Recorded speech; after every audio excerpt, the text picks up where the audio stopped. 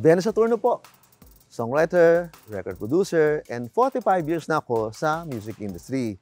At eto, para may bago, nag-build ako ng Venice Resort.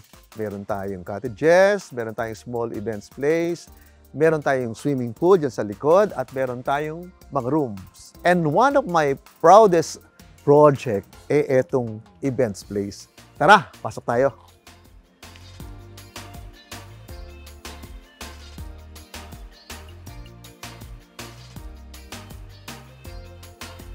Ano nga ba ang history nitong Venice Resort? Una, syempre, scratch to. Hanggang finally, na-decide ko na mag-build kami ng mga cottages, maglagay kami ng mga rooms, maglagay kami ng swimming pool na bagay sa mga magti-team building at yung medyo magre-relax. Dito na kayo para mas ma-enjoy kayo. And itong events place na ito dati is non-aircon. So, sabi ko, mahirap ang walang aircon. Mainit.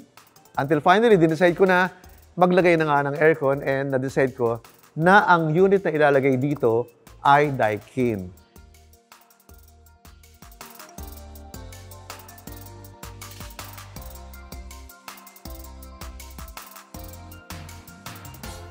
Consistent Daikin user ako kasi bahay, opisina, and yung sa bahay namin dun nung bata pa ako, Daikin ang pinalagay ko. Coincidentally, marami ko ng beses nakatrabaho ang Daikin.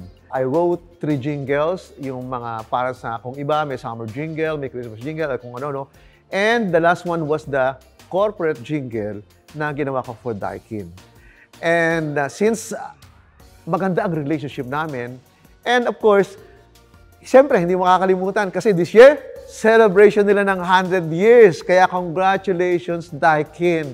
Hindi madaling gawin ang umabot ka ng 100 years na consistently nabibigyan nyo ng saya at ng lamig ang buong Pilipino dito sa Pilipinas. And meron tayong engineer from Daikin na mag-explain what Daikin is all about. Sir Benny, magandang araw po. Yeah, magandang araw. Kumusta ka? Hello mga ka-Daikin, magandang araw po sa inyo lahat. Sir, Harold po from Daikin Philippines, sir. Sir, medyo malamig po pala dito sa sir, no? Sa lugar nyo. Ramdam mo, no? Di ba? Opo, lamig po talaga, sir. Tanong ko lang din, sir, paano nyo na-consider si Daikin?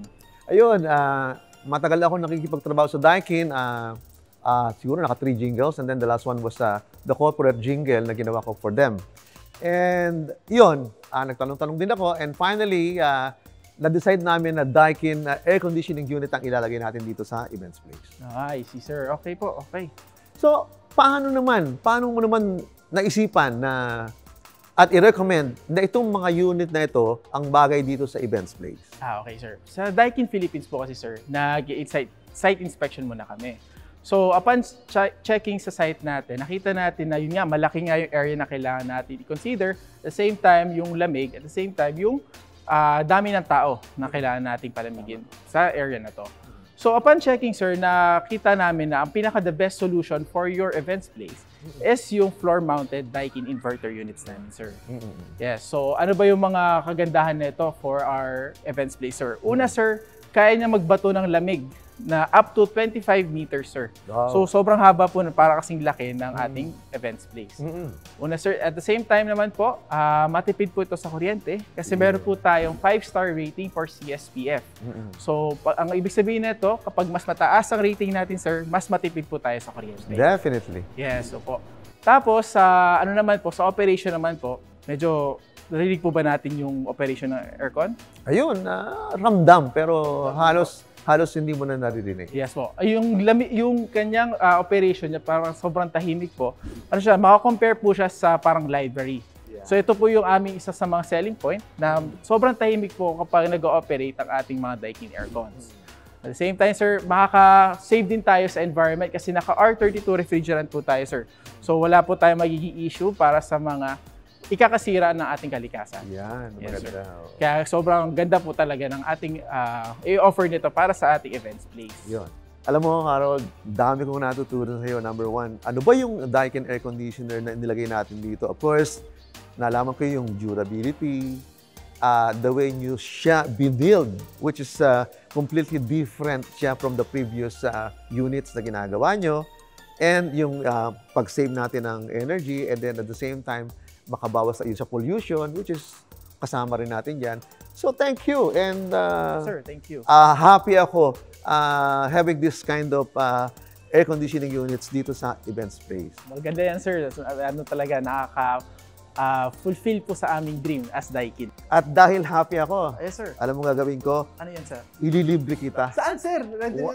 One night free stay. Oh, dito, sir? Dito. Ah! Oo. Sir, meron na akong ano doon, meron na akong Nakaready na. ceiling. Ready Pero, na. Ipapalit na ako, pero sir. para maramdaman mo yung aircon, dito ka maglalatag ng kama mo sa gitna ng events place. Oo, Tama, okay lang, sobra. sir. Walang Yeah, problema. sige, Walang problema. Yeah. O, ano, sir? Mag-ready na ako. Mag-ready ka na. Okay.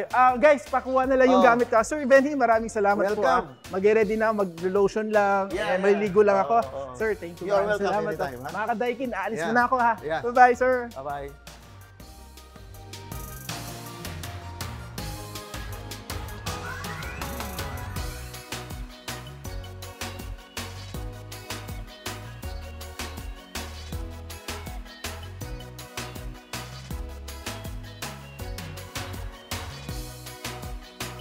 Thank you so much, Daikin. Hindi ako nagkamali sa pagpili ng mga units na ilalagay ko dito sa events place.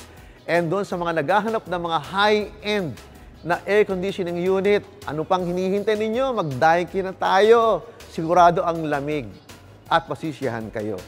And of course, let me congratulate Daikin. 100 years na kayo. Hindi lahat ng kumpanya aabutin ng ganong katagal. Ibig sabihin, magaling kayo.